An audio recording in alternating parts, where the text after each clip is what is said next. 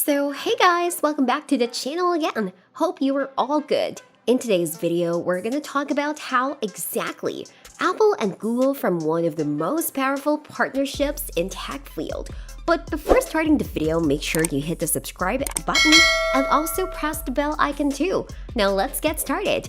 In 2017, Tim Cook and Sundar Pichai, the CEO of Apple and Google, were photographed eating at an upscale Vietnamese restaurant called Tamarind, according to the New York Times. But they weren't here to hang out. They were negotiating to renew one of the most lucrative business deals in history, an agreement to feature the Google search engine as the pre-selected choice on every Apple device.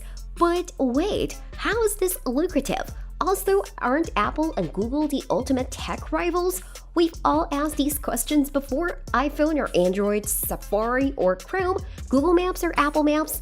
It's quite confusing. They practically offer the same products. According to Wall Street Journal, executives from both companies have maintained a multi-billion-dollar partnership that benefits both corporations behind the scenes. Simply put, they're the classic example of frenemies, according to Tim Higgins, a WSJ reporter.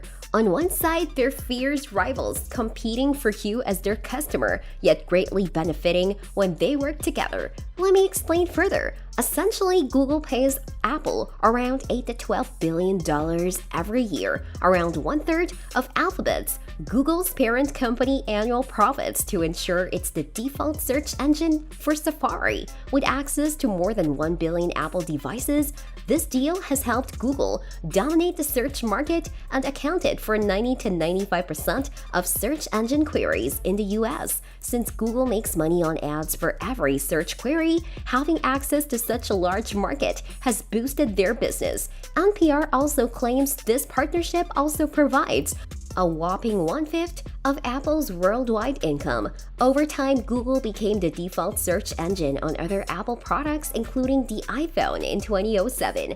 This continued to skyrocket their relationship until Google directly challenged Apple with Android OS in 2008. They continued to overlap in both of their businesses and products, with Google launching Android phones and Apple launching the App Store and Siri powered by Microsoft Bing instead. It wasn't until 2017 that Apple switched to Google for its search engine on Siri and Spotlight. This allowed Apple products to have more consistent search results, made up to 15 to 20% of their annual profits, and provided Google a foothold against Facebook's fast-growing mobile and revenue, says the WSJ. Essentially, the renewed partnership helped fund Apple's ambitions to grow its services unit and provide Google dominance in the search industry. Now the deal between the Google and Apple could be at risk. It's now at the center of one of the largest lawsuits that the US Justice Department has taken against a public company in over 2 decades.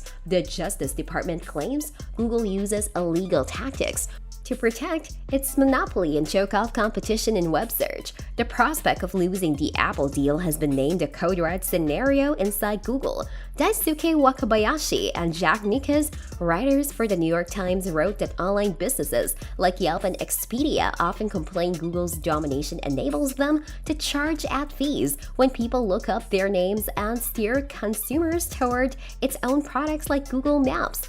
Moreover, competitors like DuckDuckGo, a small search engine that's more privacy-based than Google, could never match Google's tab with Apple. According to the Justice Department, Google says it's successful because its engine is better than the rest, hence why people continue to use it. According to NPR, they also state that when people buy an Android smartphone in Europe, they are given the option to select their search engine as a result of Europe's own antitrust probe of American tech giants.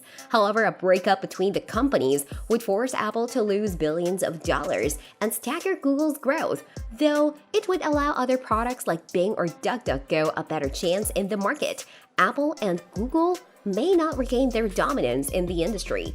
we must understand both sides of the argument. Breaking up the partnership would allow competitors to gain traction in the market, but retaining it would allow Apple and Google to grow and provide better products in the future. However, this relationship plays out in the future. Says WSJ, it has the potential to shape the way billions of people use the internet.